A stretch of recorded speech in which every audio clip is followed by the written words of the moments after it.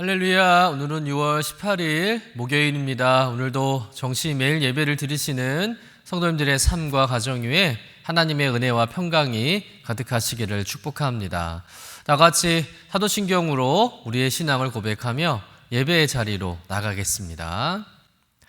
전능하사 천지를 만드신 하나님 아버지를 내가 믿사오며 그 외아들 우리 주 예수 그리스도를 믿사오니 이는 성령으로 잉태하사 동정녀 마리아에게 나시고 본디오 빌라도에게 고난을 받으사 십자가에 못 박혀 죽으시고 장사한 지 사흘 만에 죽은 자 가운데서 다시 살아나시며 하늘에 오르사 전능하신 하나님 우편에 앉아 계시다가 저리로서 산 자와 죽은 자를 심판하러 오시리라. 성령을 믿사오며 거룩한 공회와 성도가 서로 교통하는 것과 죄를 사하여 주시는 것과 몸에 다시 사는 것과 영원히 사는 것을 믿사옵나이다. 아멘. 다 같이 찬송가 325장 함께 찬송하겠습니다.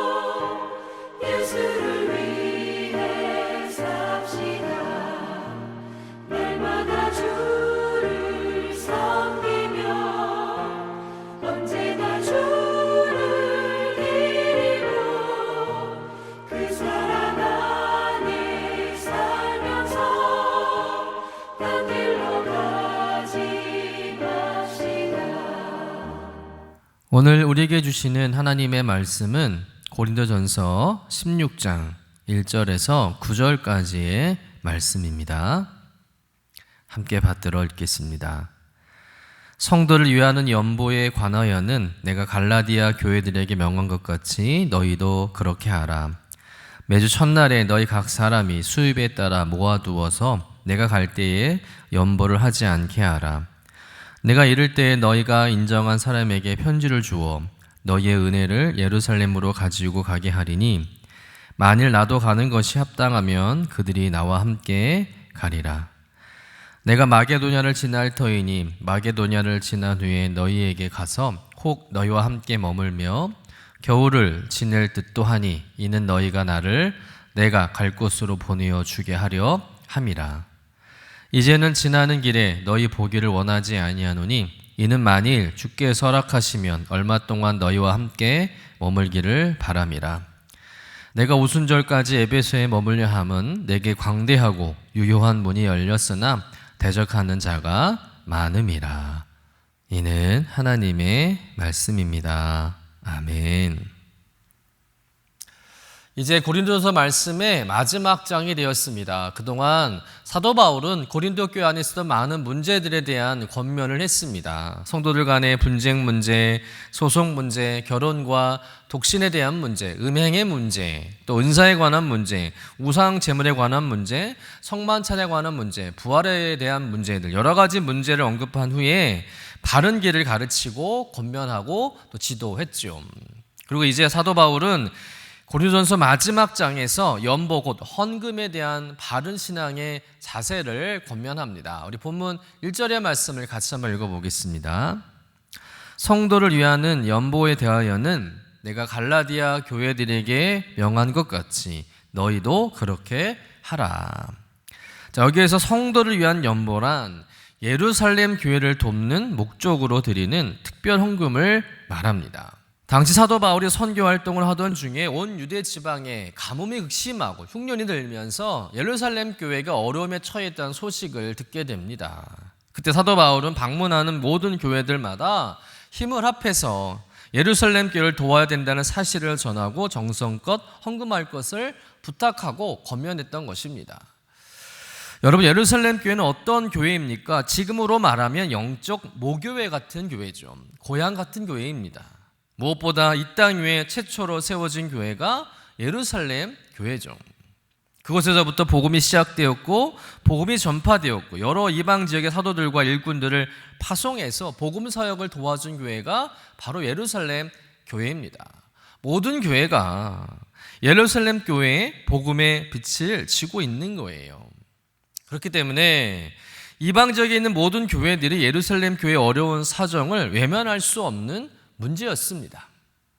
그래서 적극적으로 힘써서 그 교회를 돕는 것이 마땅한 일이었던 것입니다. 그 일을 위해서 갈라디아 교회는 이미 동참을 하였고 심지어 마게도냐 교회는 환란이 많은 중에서도 그 소식을 듣자마자 자원하는 마음으로 헌금을 했다는 거예요.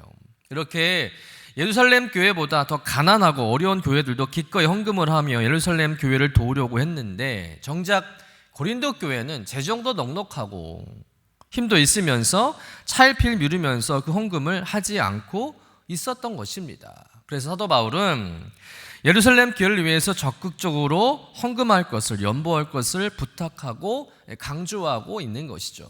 또 동시에 헌금의 원칙과 방법에 대해서도 가르치고 있습니다. 우리 본문 2절의 말씀을 같이 한번 읽어보겠습니다. 매주 첫날에 너희 각 사람이 수입에 따라 모아두어서 내가 갈 때의 연보를 하지 않게 하라. 자, 이 구절에 보면 헌금의 4가지 원칙과 방법을 배울 수가 있는데요. 첫째, 매주 첫날에 헌금을 하는 것이 옳다는 거예요. 여기서 매주 첫날은 곧 주일날을 의미하는 거예요. 주일날, 주일 예배 때 하나님께 예물을 드리라는 것이죠. 지금 우리도 주일 예배 때 헌금을 하지 않습니까? 여러분, 주일 예배 때 헌금을 드린다는 것은 어떤 의미가 있을까요? 일주일의 첫날을 시작하면서 마음을 담아 헌금을 드리며 한 주의 첫날을 시작하라는 것이죠. 두 번째는 너희 각 사람이 헌금을 하라고 말씀하고 있습니다. 너희 각 사람이라고 말하는 것은 경제적인 여유가 있는 특정인들만 헌금을 하라는 것이 아니라 가난한 사람들도 모두가 다 동일하게 각각 하나님께 구별하여 헌금을 드리라는 말씀이죠. 그 이유는 주님이 각 사람을 구원하신 것처럼 또한 예배가 어느 특정인이 아니라 예수 그리스도를 믿는 모든 그리스도인이 참여한다는 거룩한 일이기 때문에 예배에 참여하는 모든 그리스도인들은 각각 하나님께 구별해서 헌금을 드려야 한다는 거예요. 누군 헌금하고 누군 헌금하지 않는 것이 아니라 모든 성도들이 각각 헌금을 해야 한다는 거예요. 여러분, 헌금은 대표로 하는 것이 아니라 각자가 하나님 앞에 드리는 것인 줄로 믿습니다. 구약에서도 제사 드릴 때 가정의 대표로 와서 제물을 드리지 않았습니다. 각자가 각자의 제물을 가지고 와서 번제로 하나님 앞에 제사를 드렸던 거예요. 그처럼 적든지 많든지 각자의 마음을 담아 예물을 준비하며 드리는 것이 옳은 신앙의 모습이라는 것이죠. 세 번째는 수입에 따라 헌금을 하라고 말씀하고 있습니다.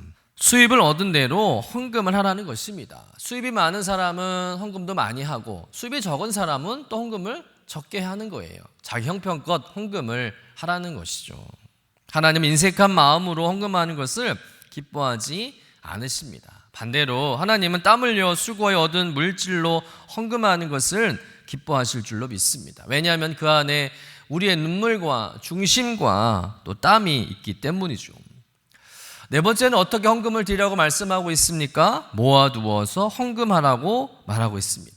모아두어서 헌금하라는 말은 미리 준비하였다가 헌금을 바치라는 것이죠. 갑자기 드리지 말고 미리 헌금을 준비하라는 거예요. 가끔 주일 예배 헌금 시간에 보면 갑자기 막 주머니에서 지갑에서 꺼내서 헌금을 드리는 성도들도 있는데, 어떤 분들은 전날에 주일 예배 드릴 헌금을 미리 구별해 성경책에 끼워 놓기도 하고, 또 예배 일찍 와서 봉투에 담아 헌금을 준비하는 성도들도 있습니다. 여러분, 고린도전서 16장에서 바울은 헌금의 액수를 말하지 않아요. 대신 헌금하는 마음과 자세를 가르쳐 주고 있습니다. 첫 시간을 드리는 마음으로, 또한 각 사람이 감사함으로, 또 하나님께 주시는 그 은혜에 따라 미리 준비된 마음으로 헌금을 드리라고 권면하고 있는 것이죠. 헌금은 돈을 드리는 행위 이전에 하나님께 대한 사랑과 감사의 표현인 줄로 믿습니다. 그러므로 바울의 권면처럼 기쁨으로, 감사함으로, 믿음으로 하나님께 예물 드리는 여러분 되시기를 주님의 이름으로 간절히 축원합니다. 이어서 7절부터 9절까지의 말씀은 바울의 향후 선교 일정과 계획에 대해서 전하는 내용입니다. 우리 7절 말씀 같이 한번 읽어보겠습니다. 이제는 지나는 길에 너희 보기를 원하지 아니하노니 이는 만일 주께서 허락하시면 얼마 동안 너희와 함께 머물기를 바랍니다. 사도 바울이 고린도 전서를 기록한 장소는 에베소입니다. 아마도 편지를 쓰는 바울의 마음은 한없이 안타깝고 답답했을 것입니다. 고린도 교회 안에 여러 가지 심각한 문제가 있다는 것, 그로 인해서 교회가 어렵다는 소식을 들었고 아마 당장이라도 달려가서 교회 문제를 해결하고 또 교회를 회복하고 싶은 마음이었을 것입니다. 그러나 지금 상황이 바울이 고린도 교회를 갈 수 없는 상황이었다는 거예요. 그 이유에 대해서 8절 9절 이렇게 말하고 있습니다. 내가 오순절까지 에베소에 머물려 함은 내게 광대하고 유효한 문이 열렸으나 대적하는 자가 많음이라. 자, 이 말씀은 크게 두 가지 의미를 갖고 있는데요. 첫 번째는 사명의 기회를 놓칠 수 없다는 거예요. 지금 에베소의 모처럼 복음의 문이 활짝 열려서 수많은 영혼들이 주님께 돌아오는 영적인 대부흥의 역사가 일어나게 된 거예요. 그래서 바울은 고린도 교회가 염려되겠지만 하나님이 지금 에베소에 주신 이 귀한 기회를 사사로운 감정으로 포기하고 떠날 수 없었다는 것이죠. 두 번째는 고난받는 성도들을 외면할 수 없었기 때문입니다. 에베소 교회가 복음의 문이 활짝 열림과 동시에 우상 숭배자들과 대적자들의 극심한 핍박과 방해도 동시에 있었다는 거예요. 에베소 교회 성도들이 영적 전쟁의 최전선에서 고통받고 있는데 개척자이자 영적 아비인 사도 바울이 그들을 외면하고 무작정 고린도로 떠날 수 없었던 것이죠. 이런 바울의 모습 속에서 우리가 깨달아야 할 것은 복음에 대한 뜨거운 열정과 사명 중심의 태도라는 거예요. 첫째는 기회를 놓치지 않는 사명 중심의 신앙을 가져야 한다는 것입니다. 바울이 자신이 가고 싶은 고린도보다 하나님이 문을 열어주신 에베소에 머물기를 선택했다는 거예요. 그 선택은 그 무엇을 의미합니까? 자기 감정과 자기 계획을 앞세우는 게 아니죠. 하나님의 뜻과 하나님의 계획을 먼저 생각하는 것입니다. 하나님의 타이밍과 선교적 기회를 절대로 놓치지 않으려는 거룩한 사명이 그에게 있었다는 것이죠. 두 번째는 고난을 피하지 않는 동역자의 심정을 우리가 배우게 됩니다. 바울은 대적자가 많아서 위험천만한 에베소 교회를 피하지 않았습니다. 복음 때문에 핍박받는 성도들과 함께 머물면서 교회를 지키기를 원했다는 것이죠. 바울은 편안함보다 사명을 선택했고 안전함보다 복음을 선택했습니다. 여러분, 참된 목자는 양들과 함께 머무는 것이죠. 참된 성도는 하나님께서 맡기신 사명의 자리를 떠나지 않는 것인 줄로 믿습니다. 이러한 사도 바울의 책임감과 사명감과 사랑이 있었기 때문에 훗날 에베소 교회가 에베소 지역을 변화시키는 든든한 교회로 뿌리 내리게 되었던 것입니다. 여러분, 오늘 우리는 이 바울의 모습 속에서 신앙의 중요한 원리를 또한 배우게 됩니다. 하나님의 사람은 편한 곳을 찾는 사람이 아니라 하나님께서 부르시는 곳을 찾는 사람이라는 것이죠. 문제가 없어서 순종하는 것이 아니라 어떤 어려움이 있어도 하나님께서 여신 문이라면 믿음으로 나아가는 사람이 되는 것이죠. 여러분, 우리의 인생에도 때로는 광대하고 유효한 문이 열릴 때가 있습니다. 가정을 섬길 기회, 또 교회를 섬길 기회, 전도할 기회, 기도할 기회, 한 영혼을 돌볼 기회가 찾아올 것입니다. 그런데 이상하게도 그 문이 열릴 때마다 대적도 함께 찾아오는 거예요. 시간이 부족하기도 하고 환경이 어렵기도 하고 사람들의 반대가 있을 수 있고 낙심할 일이 생길 수도 있습니다. 그러나 성경은 우리에게 이렇게 분명하게 말씀합니다. 대적이 많다고 문이 닫히는 것은 아니다. 그러므로 우리는 어려움만 보지 말고 하나님께서 열어놓으신 문을 바라봐야 할 줄로 믿습니다. 때문에 바울처럼 기회를 놓치지 않는 사명자의 마음을 품고 또 고난을 두려워하지 않는 그런 동역자의 심정을 품고 신앙생활해야 할 줄로 믿습니다. 그래서 하나님께서 맡기신 그 사명의 자리에서 끝까지 충성해서 마지막 날 잘했다, 착하고 충성된 종아라고 칭찬받는 저와 여러분 되시기를 주님의 이름으로 간절히 축원합니다. 기도하겠습니다. 하나님 아버지, 오늘 말씀을 통해서 헌금에 대한 바른 자세와 또 사명을 향한 충성된 삶을 배우게 하시니 감사합니다. 주님, 우리가 드리는 모든 예물이 단순한 물질이 아니라 하나님을 향한 사랑과 감사의 고백이 되게 하여 주시옵소서. 억지로나 습관적으로 드리는 것이 아니라 기쁨과 믿음으로 드리게 하시고 받은 은혜를 기억하며 즐거운 마음으로 주님께 올려드리게 하여 주옵소서. 또한 사도 바울처럼 우리도 사명을 먼저 생각하는 사람이 되게 하여 주옵소서. 편안함보다 하나님께서 열어놓으신 문을 바라보게 하시고 어려움과 반대가 있다 할지라도 맡겨주신 자리에서 끝까지 충성하게 하여 주옵소서. 가정을 섬길 기회, 또 교회를 섬길 기회, 영혼을 사랑할 기회를 놓치지 않게 하시고 우리에게 맡겨진 사명을 기쁨으로 감당하게 하여 주옵소서. 감사드리며 거룩하신 예수님의 이름으로 기도드립니다. 아멘. 하늘에 계신 우리 아버지여, 이름이 거룩히 여김을 받으시오며 나라가 임하시오며 뜻이 하늘에서 이루어진 것 같이 땅에서도 이루어지이다. 오늘 우리에게 일용할 양식을 주시옵고 우리가 우리에게 죄 지은 자를 사하여 준 것 같이 우리 죄를 사하여 주시옵고 우리를 시험에 들게 하지 마시옵고 다만 악에서 구하시옵소서. 나라와 권세와 영광이 아버지께 영원히 있사옵나이다. 아멘.